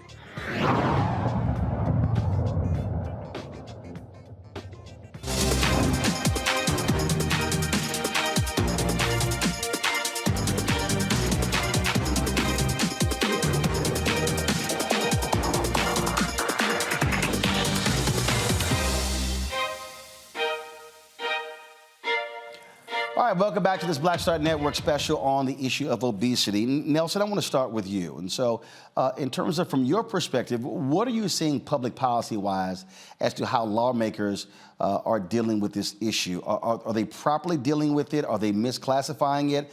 Do we have enough resources that are going to the topic? Just share with us and give people an overview from a public policy standpoint how obesity is being dealt with by federal lawmakers. Yes, and I think you're spot on with the beginning statement when you talked about the fact that this is a public policy argument, it's a public policy concern, and honestly a national security issue as well. When we talk about the fact that X number of our young folks won't even qualify for military service because of their weight. And so I say all that to say is that there's definitely more that can be done on the federal, state, and local level. And just like I mentioned earlier, that gets back to those political determinants of health. There is an opportunity for our federal government to really kind of do one of two things, or two things, honestly. It's to address these political and social determinants of health, and then to also to address the issues with insurance coverage, which I'm sure we will talk about later. But there's any number of metabolic options out there that can really help with obesity as a disease, and there's coverage gaps, there's coverage holes, there's opportunities to expand that coverage to make sure that we have the care that we need. But it all starts with us raising the alarm, speaking to these concerns, and making sure that our policymakers are representative of the concerns of the issues that are plaguing our community. Yolanda, do you believe lawmakers get it and understand how significant of an issue this is? Unfortunately, Unfortunately, I don't. I believe that a lot of times we see obesity as a behavioral issue, even though it's now classified as a medical diagnosis. I had a colleague actually say that obesity was a hand-to-mouth disease, as if it was simply what people ate and the lack of physical activity. And in my experience, both as an obesity medicine expert and in working in public health, we know that it is the social determinants that drive how I make choice. We're here in the District of Columbia. It's divided by 8 wards. In Ward 3, it's affluent, predominantly white. In Ward 7 and 8, predominantly African-American and under-resourced. In Ward 3, there are 16 grocery stores. Between Ward 7 and 8 combined, there are 3. That's 1 grocery store for every 8,000 people in Ward 3, 1 grocery store for every 85,000 individuals in Ward 7 and 8. And that's not by accident. It is policy-driven food apartheid. And when people recognize how important policy is, that there is health in every single policy that's passed, and that there's potential for an obesogenic environment to be developed based on policy, once that's recognized, that's when policy will change. Unfortunately, for most elected officials and the population in general, they see obesity as a choice, that people dealing with obesity is simply because they eat too much. And most of my patients, it's not an issue of eating too much. If anything, they eat less than we would assume that they do. But it's based on the environment in which they're making food choices. It's even here in Prince George's County where I live, 75% of our food establishments are fast food. And you're talking about a very affluent community. Again, based on zoning decisions. And so we see the impact of policy each and every day when it comes to the development or protection against obesity. Once lawmakers realize that there are a multitude of factors that influence food choice, physical activity, mental health, to your point, all of those influence whether or not I gain weight in combination with genetics and personal choice. Once we recognize that and we remove the stigma that's historically been associated with obesity, that's when policy will change. Tiffany, I remember when Michelle Obama's Healthy, Hunger-Free Kids Act was going through, even when it was passed, you had all of these folks on the right who were whining, complaining, oh, this is the mommy state. I mean, they were literally trying to deal with obesity, but also hungry kids. And I'm just trying to figure out, when the hell did healthy eating as well as fighting obesity become a political left, right, blue, red thing? Right. That's a very interesting point that you make. And unfortunately, I would say that it absolutely should not be, right? We all should have access, as has been mentioned, to healthy foods that are affordable and that we can get easily and make, in our life. I am not sure exactly why it became political, but it did. And it affects us with the food choices that we make, with the access to healthcare, all of that. But it also affects when we actually have treatments for these diseases. So we have medications that can treat obesity. But if you can't afford that medicine, we have no way to really get it to you and to help you prevent cancers and diabetes and high blood pressure and all the things that end our lives very early. And so one thing I'd like to say is commercial insurances tend to follow what Medicare does. For some reason, Medicare is not covering these anti-obesity medications. Many years ago, they thought, okay, obesity was a cosmetic problem. You don't look good. You have too much fat on your body. That's the problem. The problem is not that. It's beyond that. It's a health issue. So it really does need to be covered. And if Medicare covers it, usually other people follow. So I think that would give our people better access as well. Well, Michelle, again, when I look at this, where you constantly have this battle, if you look at obesity numbers, aren't they worse in red states? They are, and I think that that's very telling, and that's a great point that you bring up, because it goes back to not the political determinants of health, but let's just be honest, it's about the structural racism that exists in our country. And so I say that because when you don't have access to these things and you look at the policies that prevent people from having those things and who's more greatly impacted, then we have our answer. So we have a lot of work work to do around, one, I think empowering the public to understand the connection between their voice politically and putting pressure on the systems and powers that continue to oppress in this way. And I think that with that and educating people on how to be advocates, not only for themselves, but for their communities at large, then I think we can move the needle a little faster. What about, for any of you, anyone could chime in, are we seeing on the state level or the county or the city level this being addressed in a positive manner? Who out there is actually, you believe, who's doing a good job trying to deal with this issue for their residents? I'll jump in. I serve as the health consultant for the county council here in Prince George's County when they sit as the Board of Health. And in 2020, we passed the Prince George's County Healthy Kids Meal Bill. And what that did was compelled the 75% of the fast food establishments in Prince George's County to offer a healthy option for parents when we take our children out to eat. Prior to the passage of this legislation, it was hard to find any healthy options. I'm a mom, that's my most important job.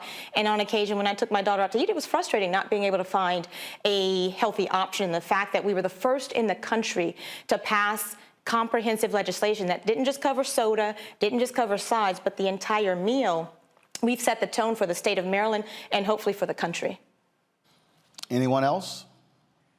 Yeah, I will say that, to the point that Dr. Williamson made earlier, the federal government is leading the way on this, right? They're supposed to be leading the way on this. And if Medicare could get it right, Medicare could, expand coverage to cover these anti-obesity medications. A lot of other states would follow suit. Right now, I believe it's 25 states that already include anti-obesity medications in their state health plans. So, the federal government's doing that. Our senators, our representatives, even those on the Hill will have access to this in their health plans. But the constituents that they represent, they might not. Some of our states, their health plans offer it, but some of their constituents won't. So again, we're seeing at the top level, but it's just not trickling down to the point where everyone will be able to have access to it in an equitable manner. So there is opportunities. There are examples in both red and blue states. It's just a matter of us raising our voices and making sure that all of our communities have access to it. All right, my other two guests. Well, this fall, I had the opportunity to attend the White House Conference on Hunger, Health, and Nutrition, and that was the first time they had done that for many, many, many years. But and while I feel like obesity could have been highlighted a little bit more than it was, out of that gathering, it did highlight some of these things we're talking about from a political standpoint.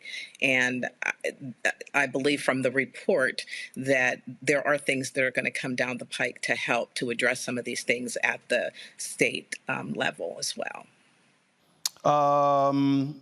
The thing that, I think one of the things you also are seeing, you're seeing city leaders, mayors also lead on this when it comes to them encouraging healthy living. Again, anyone else can jump in, but I got about a couple of minutes left in this break. What about school boards? Are we seeing any school boards who are saying, hey, we're not going to wait on the federal folks or the state or the city. We're going to be far more proactive when it comes to our students, when it comes to the issue of obesity?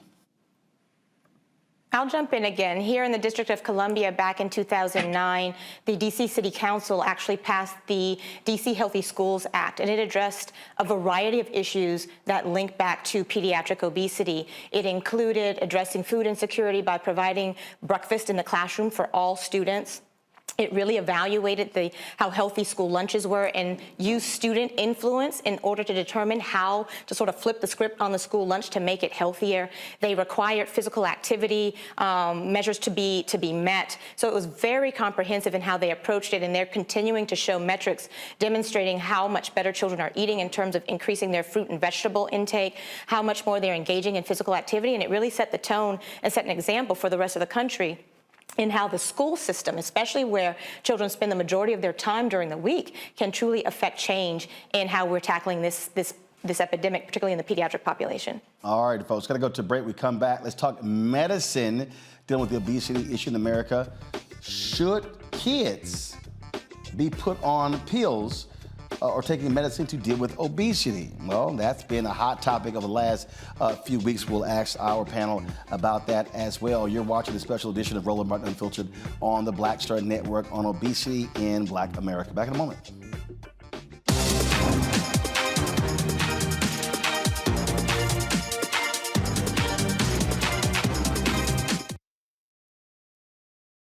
A lot of these corporations or people that are running stuff push black people if they're doing a certain thing. What that does is it creates a butterfly effect of any young kid who, you know, wants to leave any situation they're in, and the only people they see are people that are doing this. So I gotta be a gangster, I gotta shoot, I gotta sell, I gotta do this in order to do it.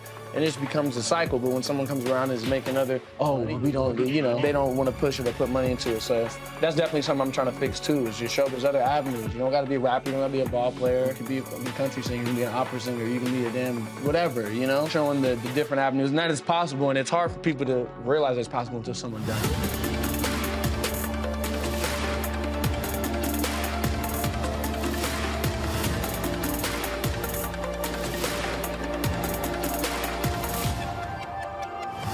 Next on The Black Table with me, Greg Carr. We featured the brand new work of Professor Angie Porter, which, simply put, is a revolutionary reframing of the African experience in this country. It's the one legal article everyone, and I mean everyone, should read. Professor Porter and Dr. Valencia Watkins, our legal roundtable team, join us to explore the paper that I guarantee is going to prompt a major aha moment in our culture. You crystallize it by saying, who are we to other people? Who are African people to others?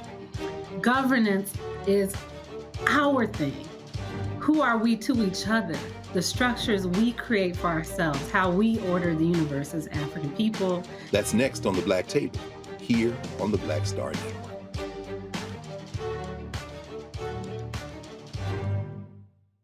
Hi, I'm Vivian Green. Hey everybody, this is your man Fred Hammond, and you're watching Roland Martin, my man, Unfiltered.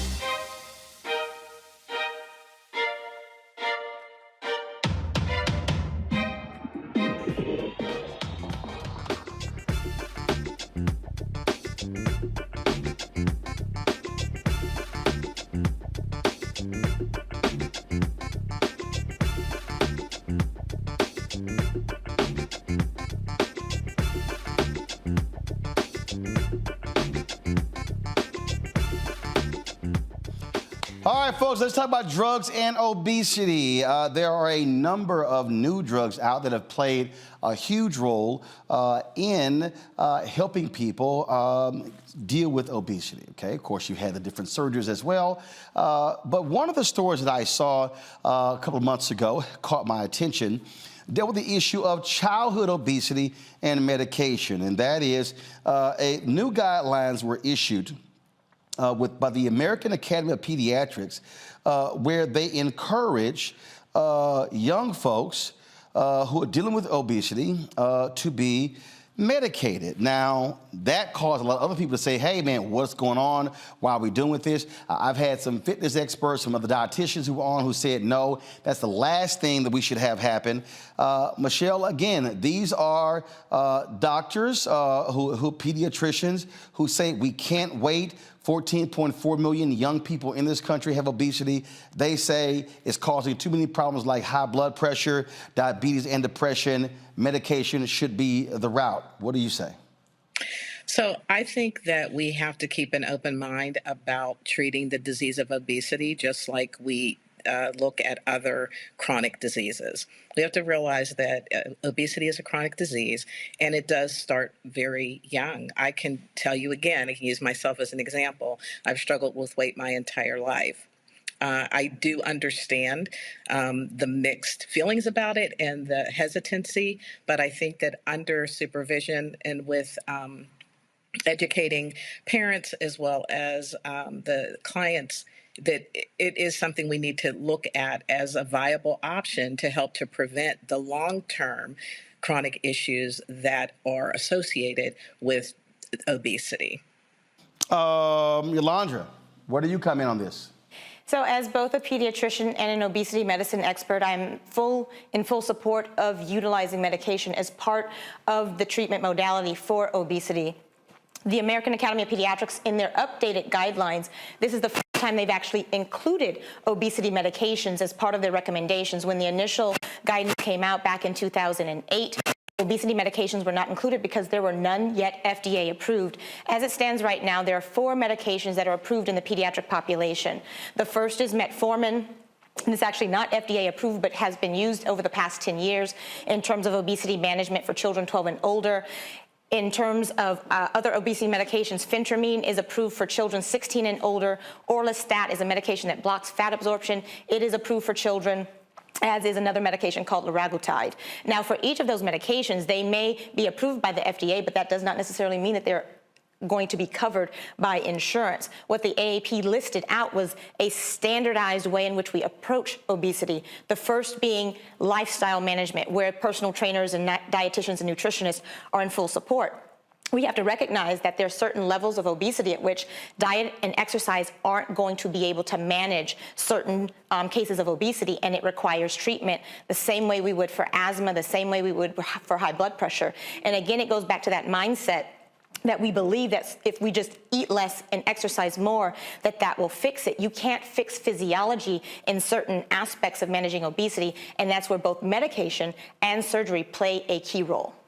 I want to bring in Dr. Cedrina Calder. She is a board-certified preventive medicine physician specializing in lifestyle medicine and obesity medicine. So, Cedrina, I'll ask you, when it comes to children, should we be putting them on medication to deal with obesity? So I agree with what was already said. So you really have to consider medications as an option. Medications are a great tool when it comes to weight loss. And there are so many children that are currently affected with obesity in this country. And what we do know about obesity is that it leads to severe chronic diseases further down the line. So I think that it should definitely be considered. Of course, you can try lifestyle changes initially, but there are many situations where lifestyle changes alone will not do it. And you must consider medications as an option as well. There are a lot of folks out there who have been focused on the new obesity drugs. Many folks have actually called these drugs a game changer. Because they've actually impacted people in a quite a unique way. But Tiffany, it's caused problems because now we have folks, Tiffany, who are not frankly obese, who are making a mad dash. I think I saw a story where there was a TikTok video and folks just all of a sudden went after the drugs. They cost a significant amount of money. But again, the problem is, how do we ensure that the drugs that work are getting to people who need it, as opposed to individuals who are looking to lose 5 pounds to have their goal weight for their swimsuits? Right. That's an excellent point that you're making. And so what I would say is, if you have 5, maybe 10 pounds to lose, these medications may not be appropriate for you. There are criteria that the doctor should be using to rule out who is appropriate and who is not. And that's based on the risk factors that you have. If you already have diabetes, if you already have high blood pressure or some other obesity-related disease, and obviously you're at higher risk, and you would do well to have that medication. If you have 5 to 10 pounds to lose, if it's simply cosmetic and you want to lose a little bit to look better in a swimsuit or something, obviously that is not a good use of the medication. But I do want to caution people, because they will say that the medicine should only be used for diabetes and not for obesity, and that's just simply not true. Obesity is a disease. There are medications that can treat it, and we really should not further stigmatize or bias people with obesity by not providing medications that can work. So yes, we should prevent people from using it for cosmetic reasons, and really the doctor should kind of be the gateway keeper for that. And then the price also stops a lot of people from being able to afford it, unfortunately. So we really do need some political change there as well. Speaking about that, Nelson, again, these new drugs have been called highly effective. Yet they're not covered by Medicare and most Medicaid programs. Drugs cost upwards of $1,500 for a month's supply. Are we seeing any potential changes on the horizon federally to be able to cover these drugs for individuals who may be facing chronic obesity or who have chronic illnesses like diabetes? Yes, we are seeing some progress, and I think you put your finger on when you referred to it as a game changer, right?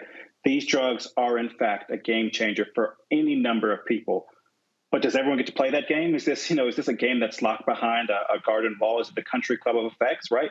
This is only a game changer if you're allowed to have access to it. And so it goes back to the cost burden, the access to a primary care physician.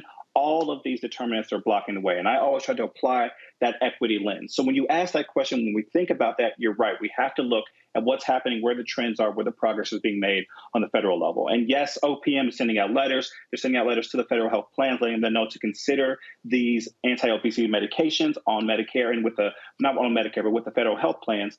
But we're not seeing that in Medicare. And when I think about that, we talked about the children, but I also think about my grandparents. I think about our aunts, our uncles, the older individuals who have paid into the system, who have dealt with this for years and years for any number of the reasons that we've already talked about, that now are relying on Medicare and they won't have access to it.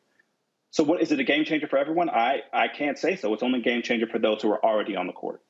So in terms of, again, from a drug standpoint, moving forward, going down this particular path, I'm curious in terms of, what is next? Because cost is cost. If you're talking about spending $1,300 a month and you're having to come out of pocket, I mean, look, you're talking about, $15,000 a year just on the medicine. If you don't have those sort of dollars, then you're creating a situation where you pretty much have, the haves and the have-nots. And as we know, typically when it comes to issue of obesity, those folks who are in the have-not category are the ones who are most impacted by this. And so you're there in Nashville, Sadrina. You're there in Tennessee. What do you think, again, folks who are watching should be advocating, pushing for when it comes to dealing with this very issue? We should be pushing for insurance companies to be able to cover more of these medications, because what we're doing right now is creating more of a disparity right now. So we know that almost 50% of African Americans have or will have obesity, and that's a huge issue. So when we talk about not covering medications, a lot of those same individuals are the individuals that are not being covered. They're not getting access to the medications, and now we're causing even more issues when it comes to increased rates of chronic diseases. So we're really increasing the disparity. We're increasing the gap. So that is what is needed. We really need to push that change. Insurance companies have to cover more of these medications for the population. Well, and that's one of the things, Michelle, that's always interesting to me, where if you're an insurance company, you should want to be in the preventative state as opposed to, once you get sick, once it gets bad, then we'll cover things. I'm going, isn't that actually costing you more money? Absolutely. That is exactly the point. I think many of these discussions that I participate in, that is exactly the discussion. And that is the point, is that, if you are spending literally billions of dollars are spent in this country treating high blood pressure, heart disease, cancer, all of these things, when honestly, we could reduce the number of dollars that's being spent once people are having these illnesses if we would just treat the root cause. And I think that really it comes down to, Martin, we just have a lot of work to do in terms of really educating the public around what this is and what this isn't. Helping people to understand that obesity is a disease, because, we only started that narrative within the last, 5 to 7 years. It wasn't even declared a disease by the AMA until I think something like 2015, 2016. And so that in and of itself is problematic. So we are still battling at the legislative level. We're still battling at the state level. We're battling even people who live with the disease are still battling sometimes to accept that it is a disease and it's not because of you have poor willpower or because you're lazy or because you're not, dieting enough or what have you. So I think that changing the narrative around how we see this disease is one of the main keys that we've got to get focused on. And then once we can get people to come on board with that, I think that it's a little easier to have the conversation to say, listen, this is a disease, and you would not deny somebody who comes into your office who has diabetes, or they have a blockage in their heart. You would not deny them care. So why would you do that with someone living with a chronic disease like obesity? But we've got to be able to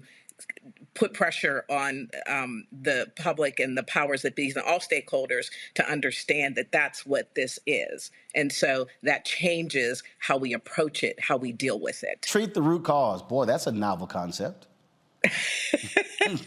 That's novel. All right, hold tight. Just saying. I understand. Hold tight 1 second. I got to go to break. When we come back, we'll talk about what next. And so for all of our specialists here, those who are watching, what do they recommend they do next if they are dealing with obesity, dealing with weight issues, dealing with any of this? Where do they start? What do they do? So that's what I want to hear from each one of our experts when we come back right here on the special edition of Roland Martin Unfiltered, focusing on obesity in Black America, right here on the Black Star Network. Back in a moment.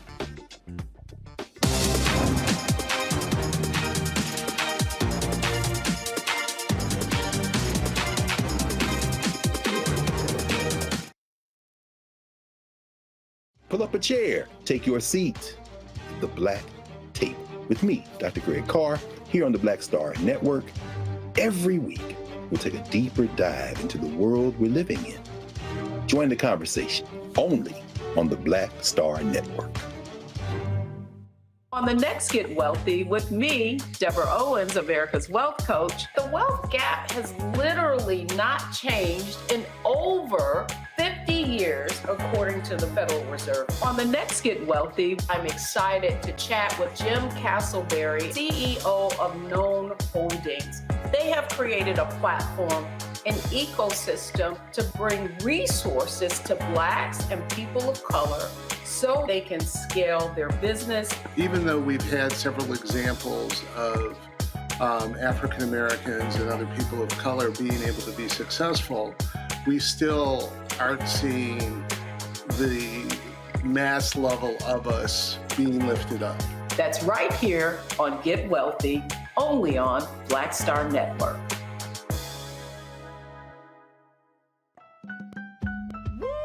We're all impacted by the culture, whether we know it or not. From politics to music and entertainment, it's a huge part of our lives, and we're going to talk about it every day right here on The Culture with me, Faraji Muhammad, only on the Black Star Network. Hi, I'm Teresa Griffin. Hi, my name is LaToya Luckett, and you're watching Roland Martin Unfiltered.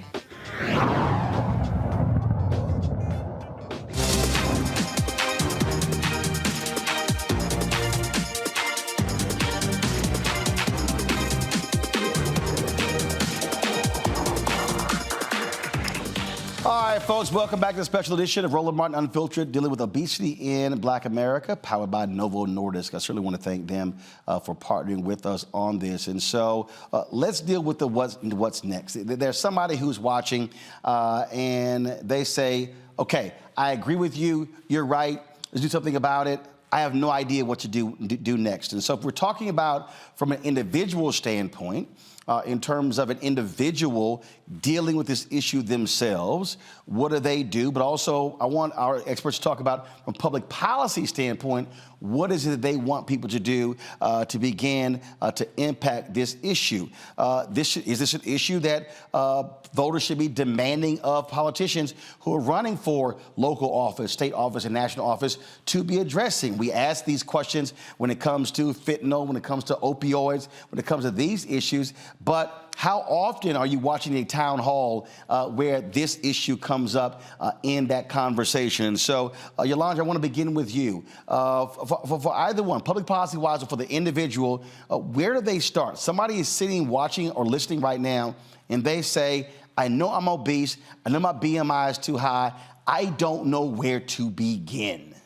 The first thing I would say is recognize that you are not obese, you are dealing with obesity. The second is to look at all the factors that influence how your body processes, metabolizes, and deals with food. So it isn't simply just eating, it's where are you in terms of your stress. We know that cortisol increases, it triggers over 1,300 stress responses in the body, resulting in weight gain. You could eat one meal a day and still gain weight. So think about stress, sleep, all of the other components that add to the risk of obesity. From a policy standpoint, what I would say for every voter, I'm a mom, and that's my most important job, vote like your child's life depends on it. Where is health in every single policy that the person you're about to vote for is manifesting? If health does not show up in the decision every single time they get ready to either pin legislation or push it forward, then that's not the person that we should vote for. So, Drina, the point Yolanda just made, and I've had this conversation with many of our fitness and diet expert dietitians as well, is that idea of sleep, how the role that it plays when it comes to lowering your rate, lowering your weight in terms of being able to get all that under control. And I've had folks who say sleep is, I've had some say sleep is more important than even what you put in your mouth. Now, that doesn't mean you go out there and sleep 10 hours and then eat fast food all day, but they said sleep plays such a huge critical role in confronting obesity, and too many Americans are not sleeping enough. Yes, Roland, you're so right. The average American does not get enough sleep. So, the requirement for adults is about 7 to 9 hours a night or a day. And sleep is 7 to 9. Most people are not getting that. That's just very difficult to get in our busy lives. But sleep does play a role in overall health. We find people that are chronically sleep deficient tend to be at a higher weight. Also, the less sleep you get, it literally changes your hormones. It changes your cortisol level, increases that. It can do things such as make you hungrier, so you may want to eat more food. So sleep is super important when it comes to weight loss. Unfortunately, the average person doesn't realize that, but I agree that if you are someone who know that you are dealing with excess weight, you do want to start off with looking at your lifestyle. Sleep is one big factor that you want to improve upon if you are trying to lose weight. That issue there, Michelle, and so many others. And so, Michelle, for you talked about surgery, weight coming off. And so talk about the adjustments that you made, let's say before you even had the surgery, adjustments you made and adjustments you would recommend to someone who's watching right now who says, I don't even know where to begin. Mm-hmm. Well, there's several things I have to tell you. I'm a nurse also. And so even being a nurse, I have to be honest and tell you that along my journey, it was a long time into my journey before I even embraced the idea that I was living with a disease called obesity. And there's a couple of important things. You asked some really great questions about what did I do, because I was somebody who was doing all of the things. Okay. I was, watching my diet. I was exercising. I was, whatever it was that somebody said I could do to try to lose the weight, I was doing it. Here's a key factor that really helped me. I had a healthcare provider who saw me. She saw me, and she was able to sit down with me and have a heart-to-heart conversation and tell me, listen, this is far bigger than you are. I'm watching. Oh, I want to stop you right there. Okay. When you said she saw me, it wasn't that I scheduled a visit. It was that you had a healthcare provider who said, I'm going to talk to you anyway about the issue, and you were listening, because we know based upon the stats, too many African Americans, when they have white doctors, that doesn't happen. Was your healthcare provider Black? She was not, but it's rare. It's very rare. Listen, Roland, I was very, very blessed, but she was Indian. but she was really in tune to me. And I'm sharing that because I think one of the big pieces that we've got to delve into and get dollars to put money into is really educating healthcare providers, right? Because if you trust your provider, you can have compassionate conversations with them. And your healthcare provider, and I said that intentionally, that she saw me. She saw Michelle. And so she knew that I was doing all of the things. And she literally said, I'm begging you. We really need to look at this from a different angle. Would you please talk with my colleague who happens to be a bariatric surgeon, because I think that you are an excellent candidate because you are doing all of the things. You were doing all of the right things, but those things were not working. Exactly. That's exactly right. And I also want to bring out the point that if you are someone just like me who's living with obesity and you're doing all of the things, please know that even with surgery or the medications, you still will have to do the things. Obesity is best attacked when you look at it from a mind, body, spirit issue. So managing your stress, taking care of your body, eating well, feeding your body good things. Those things don't go away. It's not an either or situation. It's a and situation. But I would say that if you're going to your healthcare provider and they're not listening to you, you need to fire them. I will fire a healthcare provider. I have no shame in my game to do that. The reason is that you need someone who is going to get you and who's going to work with you in collaboration with you to come up with a comprehensive treatment plan to deal with this disease called obesity. Tiffany? Yes, I wanted to add two things. The first thing is that I think absolutely obesity is something that needs to be addressed. Sure, locally, we need to elect people who are voting with our best interests, who are choosing for us, health in all things. But this also needs to be addressed on a federal level. And if Medicare, Part D, Medicare, Medicaid actually address this and cover these medications, $66 billion over the next 10 years would be saved. So that would be an extraordinary amount of money that would save our economy, but also the lives that we're losing at early ages, especially in the Black community, which is something near and dear to my heart. So I think that is the first thing I would mention, that you need to write to your legislators, make sure you're choosing people who are in support of health care for all. But then the second thing is, Michelle hit the nail on the head.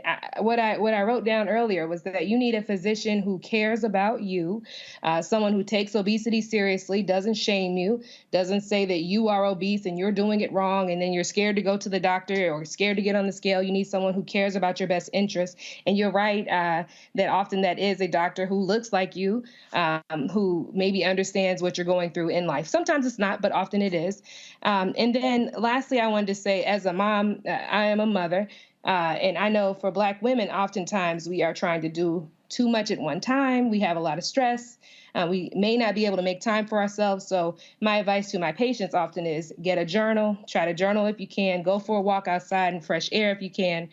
But mostly we have to let go of the superwoman, strong Black woman stereotype and feel free to rest, get your sleep, control your stress, and then make sure you have a very strong healthcare team. So that is my advice. So. All right, Nelson, take us home. I have to say that it sounds like the previous two speakers are basically just doing plugs for HBCU Medical School. So a quick shout out for that. But I will say that I've got two words, both for the personal and for the public policy. On the personal end, the single greatest thing I've ever done in my life was marry my wife, who's a nurse. And she has instilled upon me the importance of extending grace. So for anyone that is struggling with the disease of obesity, because this is in fact a disease, extend grace to yourself to understand that this is a disease. For those around those individuals struggling with that, extend grace to them and extend grace to the system to figure out what is going to work for you. Extend grace. On the public policy front, it's to take a yes and approach, right? Yes, and what else? Yes, diet, and exercise, and metabolics. Yes, we are getting the federal health employee plans are having access to the anti-obesity medications, and Medicare needs it, and insurance coverage needs it. Yes, and until we get to where we need to be and everyone has their best opportunity to achieve their optimal level of health. All right, let me thank Nelson Dunlap, Michelle Tedder, also Yolandra Hancock, Tiffany Bell Washington, as well as Dr. Sadrina Calder. I want to thank all of y'all for being guests. Let me thank NovoNordisk as well for sponsoring this. Folks, this is not the only time we're going to be talking about this because it is an ongoing issue. We've been following the policy battles that have been going on in the nation's capital and also across the country as well. And so this would be something that we'll be focusing on Roland Martin Unfiltered on the Black Star Network, plus our other shows as well. This is one of the reasons why when we started off a Healthy You in 2023, having so many different experts on talking about the issue of what we eat, how we eat, and also getting us moving, getting us not just locked down, eating processed foods, eating more fruits and vegetables, but also moving our body, being more active, and yes, that's still hard, Sadrina, those 7 to 9 hours, getting more sleep as well. And so, again, NovoNordisk, we appreciate them partnering with the Black Star Network on this special. Folks, that is it. We'll see you tomorrow right here on the Black Star Network. Holla!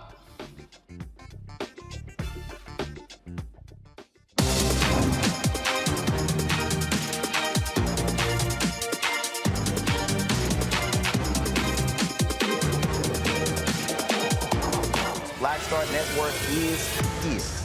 Hold no punches. I'm real revolutionary right now. Support this man, Black Media. He makes sure that our stories are told. Thank you for being the voice of Black America, Roland. Stay black. I love y'all. All momentum we have now, we have to keep this going. The video looks phenomenal. See, there's a difference between Black Star Network and Black-owned media and something like CNN. You can't be Black-owned media and be scared. It's time to be smart. Bring your eyeballs home. You dig? Pull up a chair, take your seat. The Black Tape with me, Dr. Greg Carr, here on the Black Star Network. Every week, we'll take a deeper dive into the world we're living in. Join the conversation only on the Black Star Network. Hi, I'm Dr. Jackie Hood Martin, and I have a question for you. Ever feel as if your life is teetering and the weight and pressure of the world is consistently on your shoulders? Well, let me tell you, living a balanced life isn't easy. Join me each Tuesday on Black Star Network for A Balanced Life with Dr. Jackie. We're all impacted by the culture, whether we know it or not. From politics to music and entertainment, it's a huge part of our lives, and we're going to talk about it every day right here on The Culture with me, Faraji Muhammad, only on the Black Star Network. I'm Deborah Owens, America's Wealth Coach, and my new show, Get Wealthy, focuses on the things that your financial advisor and bank isn't telling you, but you absolutely need to know. So watch Get Wealthy on the Black Star Network.